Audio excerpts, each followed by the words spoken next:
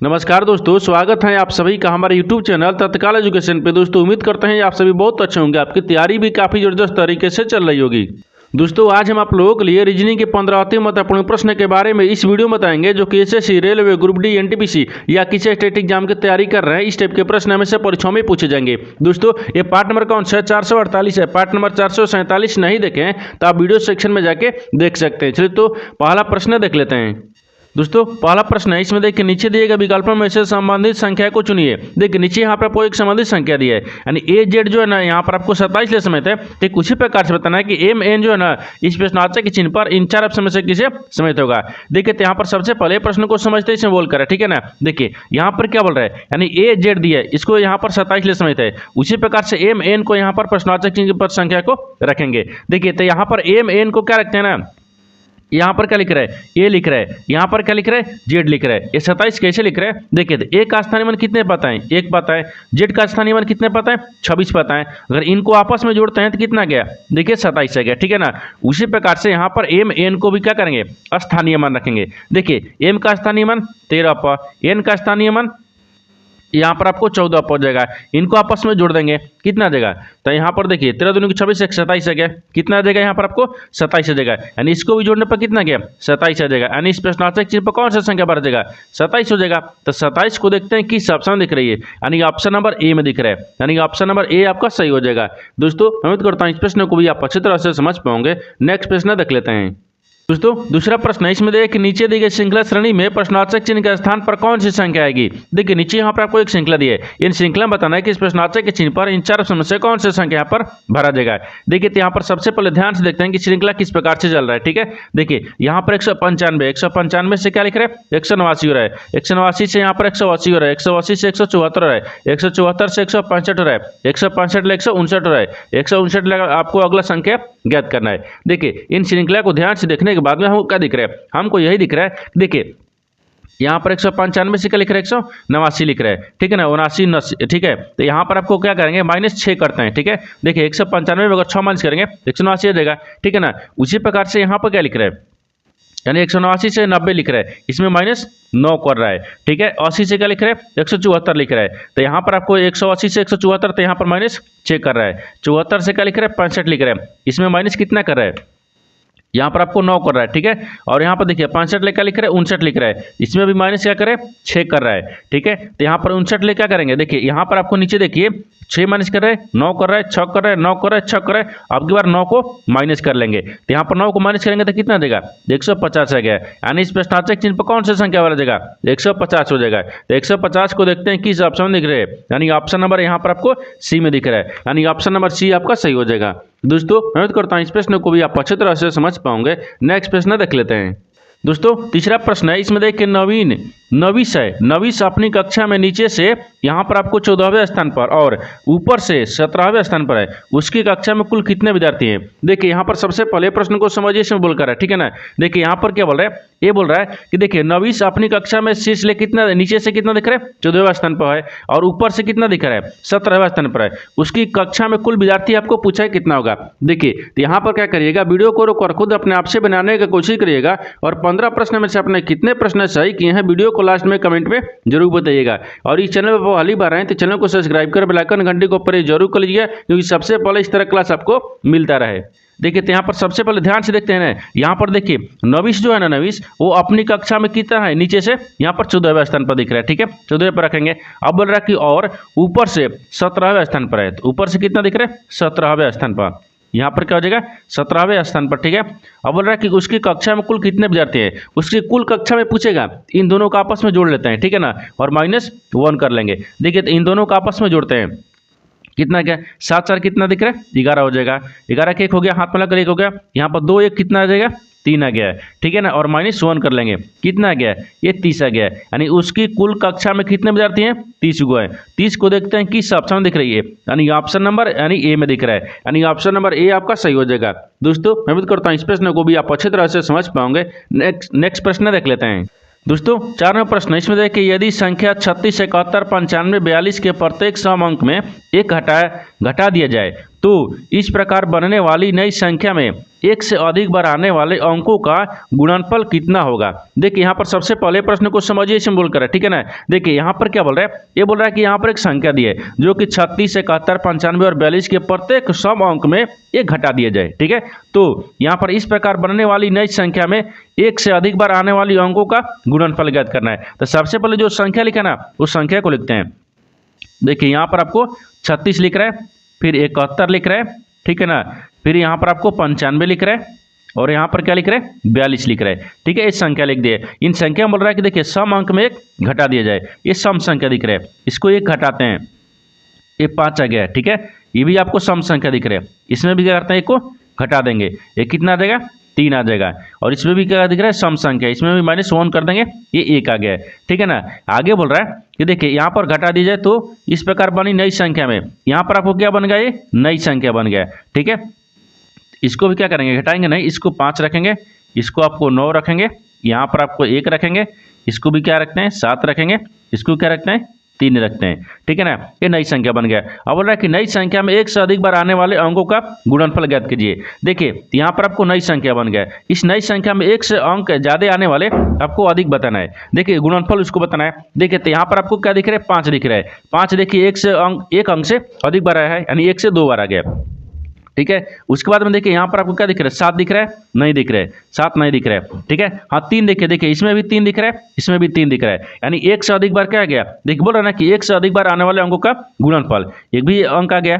देखिए यहाँ पर आपको 1 दिख रहा है, इसमें भी 1 दिख रहा है, 1 से अधिक बार ये भी आया है, यानी कौन कौन सा संख्या है जो 1 से अधिक बार आया है। देखिए यहाँ पर 3 आ गया, फिर यहाँ पर क्या रखते हैं, देखिए 5 रखते हैं, फिर 1 रखते हैं। यहाँ पर क्या बोल रहा है कि देखिए अंकों को आने वाले का गुणनफल ज्ञात करना है, यानी 1 से अधिक बार आने वाले अंकों का गुणनफल।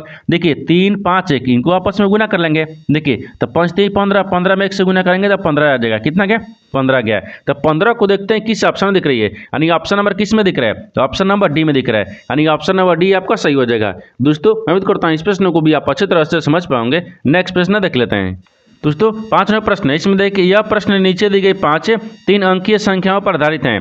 देखिए यहाँ पर बाएं से दाएं एक संख्या लिखा है, ठीक है। देखिए यहाँ पर आपको उदाहरण में बोल रहा है कि 697, पहला अंक 6 हो गया, दूसरा अंक 9 हो गया और तीसरा अंक 7 हो गया। यहाँ पर नोट बोल रहा है कि सभी संक्रियाएं बाएं से दाएं की जानी चाहिए, ठीक है ना। देखिए सवाल आपको यहाँ से पूछ रहा है, ठीक है। बोल रहा है कि यदि सबसे बड़ी संख्या के दूसरे अंक को सबसे छोटी संख्या के तीसरे अंक में जोड़ा जाए तो परिणाम कितना होगा। देखिए यहाँ पर सबसे पहले प्रश्न को समझिए इसमें बोल कर, ठीक है ना। यहाँ पर क्या बोल रहा है, देखिए यहाँ पर आपको बोल रहा है कि यह प्रश्न नीचे दी गई 5 3 अंकीय संख्याओं पर आधारित है, ठीक है। यहाँ पर 5 गो संख्या दी है और 3 अंकियों पर संख्या पर आधारित है। देखिए 3 गो इसमें दिया है, 3 गो इसमें भी दिया है, 3 गो इसमें भी दिया है, 3 गो इसमें भी दिया है, यानी सब में क्या दिया है 3 गो अंक दिया है, ठीक है ना। देखिए अब आगे क्या बोल रहा है कि हमको उदाहरण में कोई नहीं समझना है, नोट भी क्या बोल रहा है इसको बारे में भी नहीं समझना है हमको। देखिए सवाल यहाँ से पूछ रहा है यदि सबसे बड़ी संख्या के दूसरे अंक, यानी सबसे बड़ी संख्या इसमें देखिए कौन सा दिख रहा है, तो सबसे बड़ी संख्या हमको क्या दिख रहा है, देखिए ये 987 दिख रहा है। यहाँ पर सबसे बड़ी क्या लगता है 987 को रखते हैं, ठीक है ना। एक क्या दिख रहा है, ये बड़ी संख्या हो गया, ठीक है, बड़ी संख्या हो गया। अब बोल रहा है कि देखिए यदि सबसे बड़ी संख्या के दूसरे अंक को सबसे छोटी संख्या के, यहाँ पर देखिए सबसे छोटी संख्या के, तो सबसे छोटी संख्या इसमें क्या दिख रहा है, हाँ तो 256, ठीक है ना। हाँ देखिए सबसे छोटी संख्या 256 दिख रहा है, तो यहाँ पर आपको 256 को रख लेंगे, ठीक है ना। 256 एक क्या दिख रहा है, छोटी संख्या दिख रहा है, ठीक है ना। ये यहाँ पर आपको छोटी संख्या दिख रहा है, ठीक है। अब देखिए आगे क्या बोल रहा है, यहाँ पर तीसरे अंक में जोड़ा जाए तो परिणाम क्या होगा। देखिए कितना होगा, यानी इसका कहने का मतलब क्या दिख रहा है कि देखिए सबसे बड़ी संख्या के यहाँ पर दूसरा अंक दिख रहा है, तो दूसरा अंक क्या दिख रहा है, ई वाला दिख रहा है, ठीक है ना। अब बोल रहा है कि सबसे छोटी संख्या के तीसरा अंक दिख रहा है, तीसरा अंक कौन सा दिख रहा है, ये 6 दिख रहा है। अब इसमें बोल रहा है कि इसमें जोड़ा जाए, यानी इन दोनों का आपस में जोड़ा जाए तो परिणाम कितना होगा। देखिए तो यहाँ पर 8 को जोड़ देंगे और फिर प्लस में यहाँ पर क्या आएगा 6 आया, इनको आपस में जोड़ेंगे, इनको आपस में जोड़ने के बाद में कितना गया, यहाँ पर आपको 14 आ जाएगा, कितना गया 14 आ जाएगा, यानी इसको परिणाम कितना गया 14 आ गया। तो 14 को देखते हैं किस ऑप्शन में दिख रही है, यानी ऑप्शन नंबर यहाँ पर आपको ए में दिख रहा है, यानी ऑप्शन नंबर ए आपका सही हो जाएगा। दोस्तों उम्मीद करता हूँ इस प्रश्न को भी आप अच्छी तरह से समझ पाओगे। नेक्स्ट प्रश्न देख लेते हैं। दोस्तों 6वां प्रश्न है, इसमें देखिए नीचे एक घुमाए हुए घन की दो स्थितियां दर्शाई गए हैं। देखिए यहाँ पर आपको दो स्थितियां को दर्शाया गया है, ठीक है। यहाँ पर आपको पूछ रहा है कि जब संख्या ऊपरी, देखिए जब संख्या 5 ऊपरी फलक पर होगी तो निचले फलक पर कौन सी संख्या होगी। देखिए यहाँ पर सबसे पहले प्रश्न को समझिए, इसमें बोल कर, ठीक है ना। देखिए यहाँ पर क्या बोल रहा है, यहाँ पर आपको बोल रहा है कि नीचे एक है, यानी घुमाए हुए घन की दो स्थितियां दर्शाए गए, यानी यहाँ बोल रहा है कि एक ही पासे के यहाँ पर दो स्थितियों को दर्शाया गया है, ठीक है। देखिए पूछ रहा है कि जब संख्या 5 ऊपरी फलक पर होगी, यानी जब संख्या जो है वो 5 है वो ऊपरी फलक पर होगी तो बताना है कि निचली फलक पर कौन सी संख्या होगी। यानी इसका कहने का मतलब है कि देखिए 5 के विपरीत बताना है। क्या बताना है? 5 के विपरीत बताना है। देखिए यहाँ पर एक ही पासे के जब दो स्थितियां दे रहा है ना, इसमें क्या करना है, इसमें आपको एक कॉमन मिलाएंगे। जैसे देखिए इसमें आपको क्या मिल रहा है, कॉमन मिल रहा है, और इसमें आपको एक कॉमन मिल रहा है, तो यहाँ पर आपको 5 दिखेगा। 5 के यहाँ पर विपरीत क्या हो गया, 5 हो गया। अब जहाँ से कॉमन मिलेगा ना वहाँ से घड़ी की दिशा में चलते हैं, तो यहाँ पर 5 के बाद में क्या आ गया, 1 आ गया है, तो यहाँ पर आपको 1 रख लेंगे, ठीक है। फिर 1 के बाद में क्या आ गया, 2 आ गया, तो यहाँ पर आपको 2 रख लेंगे। अब देखिए इन सब का विपरीत निकालेंगे। देखिए जो पहला में आ गया अब दूसरा में वो भी क्या करेंगे, उसी तरीके से घड़ी की दिशा में चलेंगे। यहाँ पर क्या आ गया, 3 आ गया, तो 3 को रखेंगे। फिर इसके बाद में यहाँ पर क्या गया, 6 आ गया, 6 को रखते हैं। लेकिन आपसे क्या पूछा है कि जब यहाँ पर आपको 5 यानी ऊपरी फलक पर है तो निचली फलक पर क्या होगा, आपको इसी को बताना है। देखिए तब 5 के विपरीत क्या हो गया, 5 हो गया, नहीं होगा, क्योंकि एक पासा में कितना अंक होता है, 6 गो अंक होता है। लेकिन इसमें देखिए कौन सा अंक नहीं दिया है, ठीक है। देखिए तो यहाँ पर आपको देखिए 1 दिया है, 2 दिया है, 3 दिया है, 4 नहीं दिया है। इसका मतलब क्या रखेंगे, यहाँ पर 4 हो गया, 4 हो गया, 5 हो गया, 6 हो गया, यानी 6 को अंक दे दिए ना, यहाँ पर 6 को दे दिया है। यानी इसका मतलब कि 5 ऊपरी फलक पर होगा ना तो निचली फलक पर क्या होगा, 4 हो जाएगा। तो आपसे वही पूछा है कि देखिए यहाँ पर आपको क्या पूछा है कि 4 के विपरीत के 5 के विपरीत क्या हो जाएगा, 4 हो जाएगा। तो 4 को देखते हैं किस ऑप्शन में दिख रही है, यानी ऑप्शन नंबर यहाँ पर आपको डी में दिख रहा है, यानी ऑप्शन नंबर डी आपका सही हो जाएगा। दोस्तों मैं उम्मीद करता हूँ इस प्रश्न को भी आप अच्छे तरह से समझ पाओगे। नेक्स्ट प्रश्न देख लेते हैं। दोस्तों 7वां प्रश्न है, इसमें देखिए नीचे दिए गए विकल्पों में से संबंधित शब्द को चुनिए। देखिए नीचे यहाँ पर आपको एक संबंधित शब्द दिया है, यानी बकरी जो है ना यहाँ पर आपको सिंह से समित है। ठीक उसी प्रकार से बताना है कि घास जो है ना इस प्रश्नार्थक चिन्ह पर इन 4 ऑप्शन से किसे समित होगा। देखिए तो यहाँ पर सबसे पहले प्रश्न को समझते हैं, इसमें बोलकर है, ठीक है ना। देखिए बकरी जो है वो आपको सिंह से कैसे समित है, उसी प्रकार से घास को रखेंगे। देखिए तो यहाँ पर आपको क्या करना है, सबसे पहले इसको क्या करेंगे, सिंह, यानी सिंह जो है ना वो बकरी को से समित है। उसी प्रकार से यहाँ पर कौन सा शब्द को रखेंगे जो घास ले समित होगा। देखिए तो यहाँ पर सिंह जो है ना वो बकरी से कैसे समित होगा। देखिए जो सिंह है ना, सिंह वो अपने आहार के रूप में खाता है, यानी बकरी को क्या करते हैं, अपने आहार के रूप में खाता है। जैसे देखिए यहाँ पर लिखते हैं अपने, ठीक है ना, अपने आहार हो जाएगा, आहार, अपने आहार के, ठीक है ना, अपने आहार के रूप में, ठीक है, रूप में खाता है, ठीक है, यानी खाता, ठीक है ना, ये खाता है। देखिए यहाँ पर सिंह जो है ना, सिंह वो बकरी को अपने आहार के रूप में खाता है। उसी प्रकार से यहाँ पर कौन सा शब्द रखेंगे जो घास है ना उसको खाती है, माने घास जो है वो खाती है। कौन सा यहाँ पर शब्द हो गया, भोजन, भोजन रखेंगे। देखिए भोजन घास वो खाएगा नहीं, यहाँ पर बकरी को रखते हैं, क्या रखेंगे, बकरी, क्योंकि बाघ तो खाएगा नहीं, शिकारी तो खाएगा नहीं, तो यहाँ पर क्या खाएगा, बकरी खाएगा, तो यहाँ पर क्या रखते हैं, बकरी को रखते हैं, ठीक है ना। ये बकरी हो गया।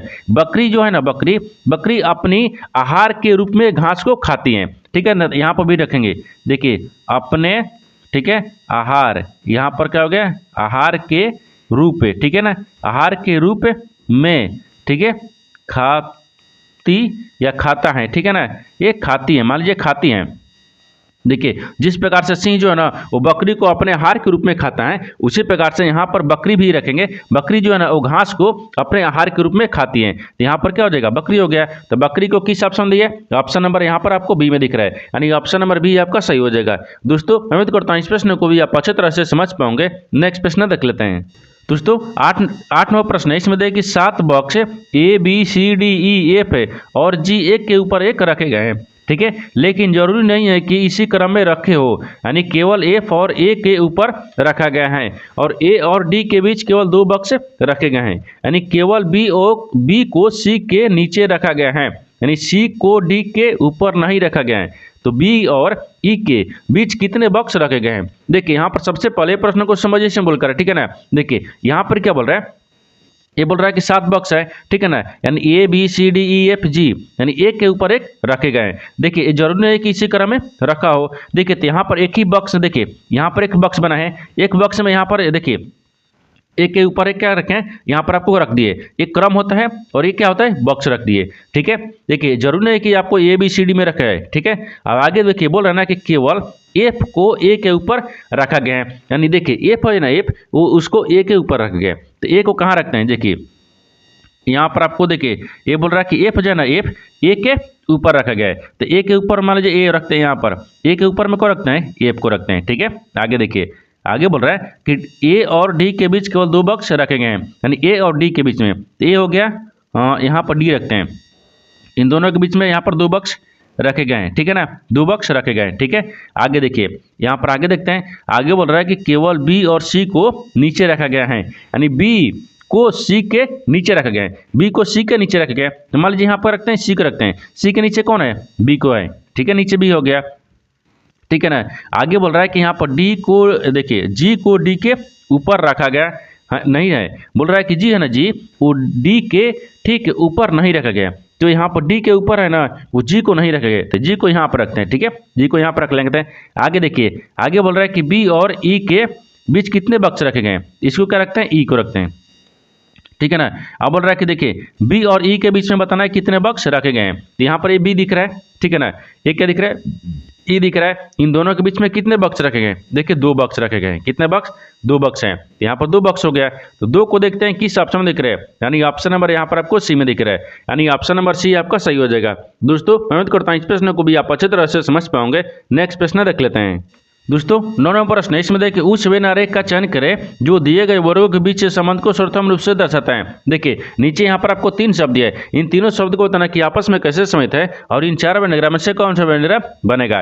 देखिए तो यहाँ पर सबसे पहले ध्यान से देखते हैं कि तीनों शब्दों से कॉमन कौन सा मिल रहा है। ठीक है ना, देखिए यहाँ पर आपको रसायन दिख रहा है, अम्ल दिख रहा है और क्षार दिख रहा है। इन तीनों शब्दों में से सबसे कॉमन क्या दिख रहा है, तो सबसे कॉमन यहाँ पर हमको क्या दिख रहा है, रसायन दिख रहा है। ये क्या हो जाएगा, यहाँ पर रसायन हो गया। ठीक है ना, ये रसायन, रसायन के अंदर में कहते हैं अम्ल भी आता है और रसायन के अंदर में क्षार भी आता है, लेकिन क्षार और अम्ल क्या हो गया, दोनों अलग अलग होता है। ठीक है ना, ऐसे बनेगा। ये क्या हो जाएगा, यहाँ पर आपको क्षार हो जाएगा। ये क्या दिख रहा है, अम्ल दिख रहा है। ठीक है, अम्ल हो गया है। देखिए सबसे कॉमन क्या दिख रहा है, रसायन दिख रहा है, यहाँ पर रसायन हो गया। रसायन के अंदर में क्या आते हैं, क्षार भी आते हैं और रसायन के अंदर में अम्ल आता है, लेकिन अम्ल और रसायन अलग अलग होता है। इस तरह का वेन डायग्राम बनेगा। इस तरह का वेन डायग्राम देखते हैं किस ऑप्शन में दिख रही है, यानी ऑप्शन नंबर किस में दिख रहा है, बी में दिख रहा है, यानी ऑप्शन नंबर बी आपका सही हो जाएगा। दोस्तों मैं उम्मीद करता हूँ इस प्रश्न को भी आप अच्छे तरह से समझ पाओगे। नेक्स्ट प्रश्न देख लेते हैं। दोस्तों 10 नंबर प्रश्न, इसमें देखिए अतुल अपने घर से यात्रा शुरू करके उत्तर की ओर 5 किलोमीटर ड्राइव करता है, फिर वह बाएं मुड़ता है और 6 किलोमीटर ड्राइव करता है, फिर यहाँ पर बाएं मुड़ता है और 4 किलोमीटर ड्राइव करता है, फिर वह दाएं मुड़ता है और 5 किलोमीटर ड्राइव करके अपने कार्यालय पहुँचते हैं। ठीक है ना, उसके घर की सापेक्षा यानी कार्यालय किस दिशा में है, ठीक है, किस दिशा में। देखिए यहाँ पर देखिए सबसे पहले प्रश्न को समझिए से बोल कर, ठीक है ना। देखिए यहाँ पर क्या बोल रहा है, यहाँ पर आपको बोल रहा है कि अतुल है, अतुल अपने घर से यानी यात्रा, देखिए यात्रा शुरू करके उत्तर की ओर 5 किलोमीटर ड्राइव करता है। यानी इसे कहने का था सबसे पहले एक डायग्राम को बनाते हैं। देखिए यहाँ पर क्या होता है, पूर्व होता है, यहाँ पर क्या होता है, पश्चिम होता है, ऊपर में उत्तर होता है, नीचे दक्षिण होता है। एक क्या बोल रहा है ना, देखिए अतुल है, अतुल अपने घर से यात्रा करता है और उत्तर की तरफ कितना चलता है, 5 किलोमीटर चलता है। ठीक है ना, तो सबसे पहले क्या करता है ना, यहाँ पर देखिए, तो यहाँ पर सबसे पहले क्या हो गया, तो यहाँ पर आपको उसको मान लीजिए घर रखते हैं, यहाँ पर घर रखेंगे। देखिए यहाँ पर घर रखते हैं, ठीक है, ये घर हो गया। यहाँ से कितना चल रहा है, उत्तर की तरफ 5 किलोमीटर चलता है। ठीक है, ये 5 किलोमीटर चल दिए। आगे बोल रहा है कि वह बाएं मुड़ता है और 6 किलोमीटर ड्राइव करता है, फिर यहाँ पर बाएं मुड़ता है, तो बाएं किधर चलेंगे, इधर चलेंगे। ये कितना चल रहा है, 6 किलोमीटर चल रहा है। ठीक है, 6 किलोमीटर चलता है। फिर वह बोल रहा है कि बाएं मुड़ता है और 4 किलोमीटर ड्राइव करता है, फिर वहाँ से बाएं मुड़ता है, यहाँ से बाएं मुड़ेंगे और कितना चल रहा है, 4 किलोमीटर चल रहा है, 4 किलोमीटर हो गया। ठीक है, यहाँ पर बोल रहा है कि फिर वह दाएं मुड़ता है और 5 किलोमीटर ड्राइव करके अपने कार्यालय पहुंचता है। फिर क्या बोल रहा है कि दाहिने मुड़ रहा है, दाहिने कितना मुड़ रहा है, 5 किलोमीटर मुड़ रहा है। ठीक है ना, अगर देखिए इधर से क्या चलता है, तो इधर से आया तो दाहिने मुड़ेगा तो इधर चलेगा ना, इधर चलेगा। ये कितना चल रहा है, 5 किलोमीटर चल रहा है। ठीक है, अपने कार्यालय पहुंच गया, यहाँ पर क्या लिखते हैं, कार्यालय। ठीक है ना, ये कार्यालय हो गया, कार्यालय पहुंच गया। तो पहुंचने के बाद में बोल रहा है कि उसके घर की सापेक्षा कार्यालय किस दिशा में है, यानी उसके घर के सापेक्षा बोल रहा है कि कार्यालय किस दिशा में है, यानी उसके घर से कार्यालय किस दिशा में दिख रही है। देखिए तो आप कहिएगा तो यहाँ पर आपको पश्चिम की तरफ दिख रहा है, लेकिन पश्चिम की तरफ तो यहाँ पर सोच दिखेगा, इधर सोच ना दिखेगा पश्चिम, लेकिन ये देखिए आपको तिरछा दिख रही है, यानी इसका मतलब क्या दिख रहा है, यानी देखिए इसके आपको इस बीच में दिख रहा है, क्या दिख रहा है, इसके बीच में दिख रहा है, यानी यहाँ पर आपको पश्चिम और उत्तर हो जाएगा, क्या दिख रहा है, पश्चिम उत्तर में दिख रहा है, क्या दिख रहा है, पश्चिम उत्तर दिख रहा है। ये आपको कौन सा, यानी उसके घर से कार्यालय किस दिशा में दिख रहा है, पश्चिम और उत्तर में दिख रहा है। यहाँ पर आपको क्या देखते हैं, पश्चिम हो जाएगा और उत्तर हो गया, ठीक है ना, पश्चिम और उत्तर दिख रहा है। तो पश्चिम और उत्तर को देखते हैं किस ऑप्शन में दिख रही है, यानी ऑप्शन नंबर बी में दिख रहा है, यानी ऑप्शन नंबर बी आपका सही हो जाएगा। दोस्तों मैं उम्मीद करता हूँ इस प्रश्न को भी आप अच्छे तरह से समझ पाओगे। नेक्स्ट प्रश्न देख लेते हैं। दोस्तों 11वां प्रश्न, इसमें देख कि यदि प्लस और माइनस को परस्पर बदल दिया जाए तथा गुना और भागा को परस्पर बदल दिया जाए तो निम्नलिखित समीकरण में प्रश्न चिन्ह का स्थान पर क्या आएगा। देखिए यहाँ पर सबसे पहले प्रश्न को समझिए सिंबल कर है, ठीक है ना। देखिए यहाँ पर क्या बोल रहा है, एक यहाँ पर आपको समीकरण दिया है, ठीक है। इन समीकरणों को सही बनाने के लिए ये दो चिन्ह को आपस में बदलना होगा, बदलने के बाद में समीकरणों को सही बनाएंगे। तो सबसे पहले देखते हैं ध्यान से कि कौन सा चिन्ह को आपस में बदलना होगा, ठीक है ना। देखिए यहाँ पर बोल रहा है कि यदि प्लस और माइनस को परस्पर बदल दिया जाए, यानी इसका कहने का मतलब है कि प्लस की जगह पर माइनस को, माइनस की जगह पर प्लस को बदलते हैं। देखिए यहाँ पर प्लस और माइनस को बदलते हैं, प्लस की जगह पर माइनस और माइनस की जगह पर प्लस को रखते हैं, ठीक है।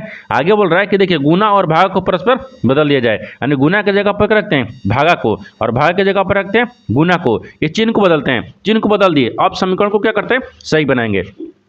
देखिए यहाँ पर आपको 32 आ गया, फिर -4 आ गया, फिर यहाँ पर भागा दिख रहा है ना, ये भागा कितना दिख रहा है, 2 आ गया, फिर प्लस में 6 आ गया, फिर गुना यहाँ पर आपको गुना दिख रहा है 9 आ गया, फिर प्रश्नार्थक चिन्ह हो गया। देखिए 2 दूनी के 4 आ गया, इधर तक कट गया, ठीक है ना। 9 छक 54 आ गया, इधर 54 को रखते हैं, यहाँ पर प्लस को रखते हैं, ठीक है। 54 प्लस कितना आ गया, 2 आ गया, और यहाँ पर माइनस कितना करते हैं, 32। देखिए 54 को और यहाँ पर 32 को आपस में क्या करेंगे, जोड़ लेंगे, ठीक है ना। जोड़ते हैं तो कितना गया, देखिए 4 और 2 कितना गया, 6 आ गया, और 5 3 कितना गया, 86 आ गया। 86 में से 2 को माइनस कर लेंगे, कितना गया, 84 आ गया। यानी इस प्रश्नार्थक चिन्ह पर कौन सा संख्या भर जाएगा, 84 हो जाएगा। तो 84 को देखते हैं किस ऑप्शन में दिख रही है, यानी ऑप्शन नंबर किस में दिख रहा है, यानी ऑप्शन नंबर सी में दिख रहा है, यानी ऑप्शन नंबर सी आपका सही हो जाएगा। दोस्तों मैं उम्मीद करता हूँ इस प्रश्न को भी आप अच्छे तरह से समझ पाओगे। नेक्स्ट प्रश्न देख लेते हैं।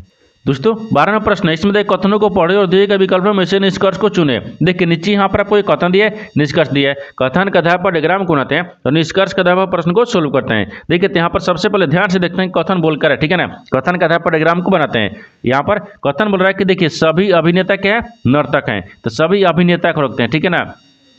यहाँ पर क्या लिख रहा है, अभिनेता, ठीक है, अभिनेता। सभी जो अभिनेता है ना वो क्या है, नर्तक हैं, तो सभी अभिनेता को करते हैं इसमें नर्तक में रखते हैं, ठीक है ना। ये नर्तक हो गया, ठीक है, नर्तक है।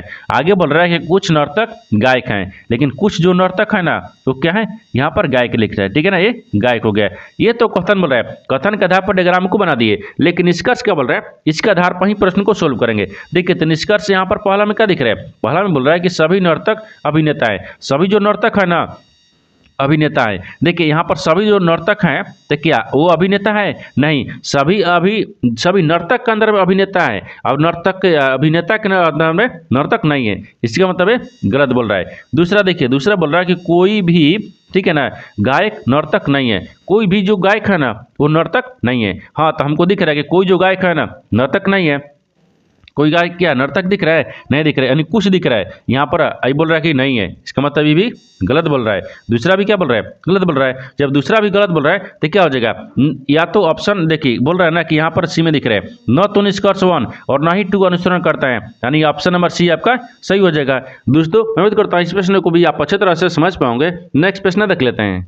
दोस्तों 13वां प्रश्न, इसमें देखिए यदि छमाही चक्रवृद्धि ब्याज पर यानी 12, देखिए यहाँ पर 20% वार्षिक की दर से यानी 10,000 निवेश किए जाते हैं, जब 18 माह बाद राशि होगी। यहाँ पर सबसे पहले प्रश्न को समझिए सिंबल करें, ठीक है ना। देखिए यहाँ पर क्या बोल रहा है, ये क्या बोल रहा है, यहाँ पर आपको दिखा रहा है कि यदि छमाही चक्रवृद्धि ब्याज पर यानी छमाही चक्रवृद्धि ब्याज, ठीक है ना, तो 20%, ठीक है, 20% वार्षिक साधारण दर, देखिए वार्षिक दर की से यहाँ पर 10,000 निवेश किया, तो यहाँ पर बताना है ना कि 18 महीना बाद यानी राशि क्या होगी, 18 महीना बाद राशि बताना है क्या होगा, ठीक है। देखिए तो यहाँ पर छमाही दिया है, तो छमाही में क्या होता है, छमाही में यहाँ पर दे देना, तो ब्याज में कितना करेंगे, तो यहाँ पर 10 हो गया, सॉरी यहाँ पर आपको क्या दिख रहा है, 20% दिख रहा है, तो यहाँ पर 2 में क्या करते हैं, भाग कर देंगे, तो कितना आ गया, 10% आ गया।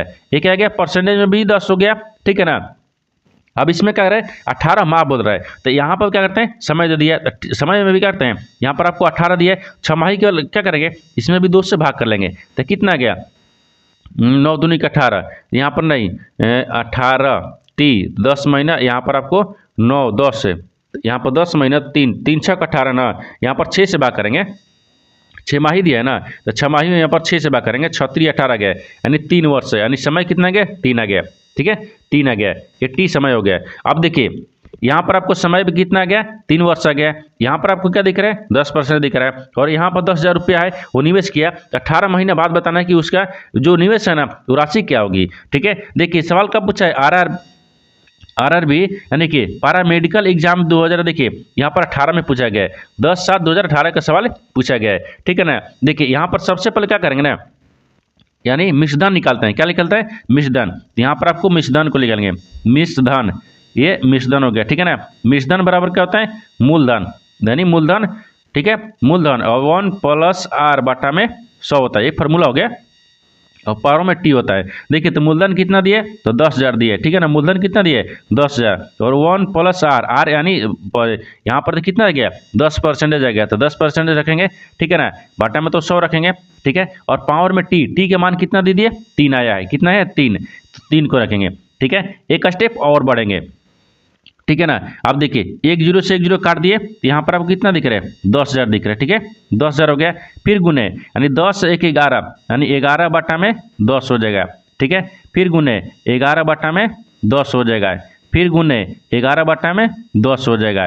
क्योंकि देखिए यहाँ पर आपको 11 हो गया ना, 11 बटा में 10 क्यों हो गया, क्योंकि यहाँ पर 3 बार लिखा है, 3 बार समय कितना दिया 3 दिया है, तो 3 क्यों दिया है, तो 3 बार लिखेंगे। देखिए तो 0 0 काटेंगे, 1 0 2 0 3 0, 1 2 3 काट लिए ना।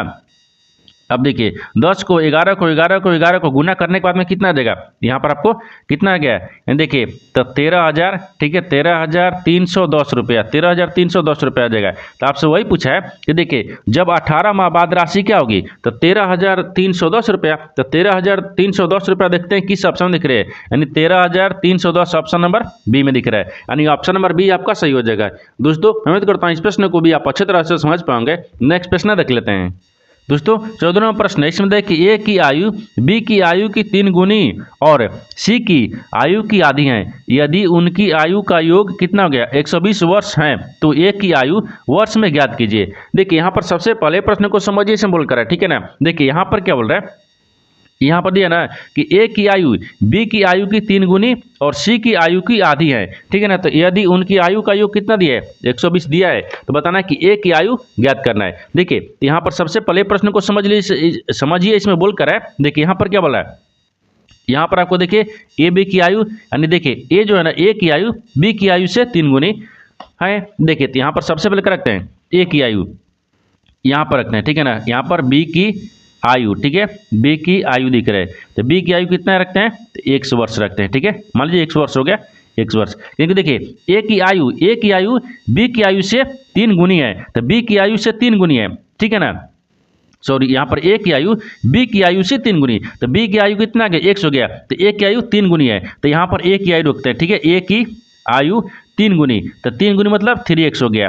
ठीक है ना, 3x हो गया ना, यहाँ पर 3x हो गया। ठीक है, आगे बोल रहा है कि और सी की आयु की आधी है, लेकिन सी की आयु की आधी कौन है ए की आयु है, तो सी की आयु तो सी रखते हैं, सी की आयु कितना हो गया, तो सी की आयु कितना रखते हैं 6x रखेंगे, तभी ना यहाँ पर ए की आयु आधी हो गई, और बी की आयु उससे क्या हो गया 3 गुनी हो गया ए की आयु। ठीक है, अब देखिए अब इसको क्या करेंगे सोल्व कर देंगे, ये तो आपको लिख लिया, अब इसके बाद में सोल्व करेंगे। ठीक है ना, देखिए सोल्व कैसे करेंगे, तो यहाँ पर आपको 10x हो गया, सॉरी यहाँ पर पहले लिख नहीं लेते हैं। ठीक है ना, यहाँ पर लिखते हैं, यहाँ पर देखिए ये क्या रखेंगे 3x हो गया है। ठीक है, फिर प्लस x हो गया, फिर प्लस 6x हो गया, और बराबर में कितना दिया ये बराबर रखें ना तो जेड समझेंगे। ठीक है, 120 आ गया। अब देखिए इसको जोड़ेंगे तो कितना आ गया यानी 10x हो गया, फिर भी यहाँ पर आपको 120 हो गया, यानी x बराबर कितना आ जाएगा, इसको काट लेंगे तो यहाँ पर आपको 12 वर्ष आ गया। ठीक है, 12 वर्ष आ गया। ठीक है, 12 वर्ष आ गया। तो आपसे क्या पूछा है, देखिए यहाँ पर इसका मान कितना ला दिए 12 वर्ष, लेकिन पूछा है कि ए की आयु ज्ञात कीजिए, तो ए की आयु कितना दिख रहा है 3x दिख रहा है, 3x ना, ए की आयु कितना है 3x है, तो 3x नहीं यहाँ पर लिखते हैं ए की, ठीक है आयु ठीक है ना। ए की आयु कितना आ गया, तो 3x हो गया। तो 3 का मान कितना दिया, 3 हो गया। x का मान कितना आ गया, 12 आ गया। तो बढ़ती है कितना आ गया, 36 आ गया। यहाँ पर कितना आ गया, 36 वर्ष। आपसे वही पूछा है कि ए की आयु ज्ञात कीजिए, तो ए की आयु कितना आ गया, 36 वर्ष आ गया। तो 36 वर्ष को देखते हैं यहाँ पर किस ऑप्शन में दिख रहा है, यानी ऑप्शन नंबर किस में दिख रहा है, यानी डी में दिख रहा है, यानी ऑप्शन नंबर डी आपका सही हो जाएगा। दोस्तों मैं उम्मीद करता हूँ इस प्रश्न को भी आप अच्छी तरह से समझ पाओगे। नेक्स्ट प्रश्न देख लेते हैं। दोस्तों 15 प्रश्न है, इसमें देखिए एक कक्षा की परीक्षा में यानी 5 छात्रों का प्राप्तांकों का औसत 39.20 है और उनमें से 3 के प्राप्तांकों का औसत 41 है, तो शेष 2 छात्रों के प्राप्तांकों का औसत ज्ञात कीजिए। देखिए यहाँ पर सबसे पहले प्रश्न को समझिए सिंपल कर, ठीक है ना। देखिए यहाँ पर क्या बोल रहा है, ये बोल रहा है कि एक यानी कक्षा की परीक्षा में, यानी एक कक्षा की परीक्षा में 5 छात्रों का औसत दिख रहा है, 5 छात्रों का प्राप्तों का औसत कितना दिख रहा है, यानी 39.20 है। तो बोल रहा है कि उनमें से 3 प्राप्तांकों का औसत भी दिया है, 41 है। 3 को दिया है तो बताना है कि 2 अंकों का, जो 2 छात्र है ना, दोनों छात्रों का प्राप्तांक अंक कितना है, आपको इसी को बताना है। देखिए तो सबसे पहले क्या दिया है, यहाँ पर आपको देखिए बोला कि 5 छात्रों का प्राप्तांक अंक इतना दिया है। देखिए तो 5 छात्रों को रखते हैं, यहाँ पर 5 छात्रों का हो गया, ठीक है ना। ये 5 छात्रों का प्राप्तांक अंकों कितना दिख रहा है, ठीक है। अंकों मान लीजिए प्राप्तांक अंकों का यहाँ पर लिख अंकों का, ठीक है ना, ठीक है, योग देखते हैं, ठीक है, योग कितना दिख रहा है। तो योग यहाँ पर आपको देखिए 39.20, ठीक है। इसमें 5 ले गुना कर देंगे तो कितना आ जाएगा, तो यहाँ पर आपको 196 आ गया, ठीक है। अब देखिए यहाँ पर बोल रहा है कि और आगे बोल रहा है कि देखिए उनमें से 3 अंक, देखिए 3 छात्रों को प्राप्तांक अंकों का औसत यानी ठीक है, तो यहाँ पर 3 को कितना दिया है, योग 3 को देखिए यहाँ पर 41 दिया है, तो यहाँ पर 3 है, हाँ यहाँ पर नहीं, पहले 41 को रखते हैं, ठीक है। देखिए यहाँ पर 41 गुने 3 को रखते हैं तो यहाँ पर कितना गया, हाँ 123 आ गया, ठीक है ना, 123 दिख रहा है, 123 है क्या। अब बोल रहा है कि 2 छात्रों का प्राप्तांक अंकों का औसत बताना है। जब 2 छात्रों को बताना है, देखिए 5 को निकाल दिए, 3 को निकाल दिए, 2 को हमको बताना है। 2 को बताने के लिए क्या करेंगे ना, तो यहाँ पर आपको 2 हो गया, ठीक है। 2 हाँ 2 को क्या करेंगे, यहाँ पर आपको 196 दिया है, 196 में से 123 को माइनस कर लेंगे, ठीक है। और बटा में क्या रखेंगे, 2 रखेंगे, क्योंकि 2 का पूछा है, ठीक है, 2 का पूछा है। अब इनको घटाने के बाद में कितना आ जाएगा, घटाने के बाद में यहाँ पर आपको 73 आ गया, 73/2 आ गया। इसको भाग कर लेंगे, कितना आ जाएगा, तो यहाँ पर आपको 36.5 आ जाएगा, ठीक है ना, 36.5 आ गया। आपसे वही पूछा है कि 2 छात्रों का प्राप्तांक अंकों का ज्ञात कीजिए, औसत कितना गया, तो 36.5 आ गया। 36.5 को देखते हैं किस ऑप्शन में दिख रहा है, यानी ऑप्शन नंबर बी में दिख रहा है, यानी ऑप्शन नंबर बी आपका सही हो जाएगा। दोस्तों मैं उम्मीद करता हूँ इस प्रश्न को भी आप अच्छी तरह से समझ पाओगे। नेक्स्ट वीडियो में मिलते हैं, तब तक जय हिंद। दोस्तों इस चैनल पर पहली बार आए तो चैनल को सब्सक्राइब कर बेल आइकन घंटी को प्रेस जरूर कर लीजिए, क्योंकि सबसे पहले इस तरह क्लास आपको मिलता रहे। और इन सारे प्रश्न का PDF आपको टेलीग्राम पर मिल जाएगा, जो कि इस वीडियो का डिस्क्रिप्शन में लिंक दिया गया है।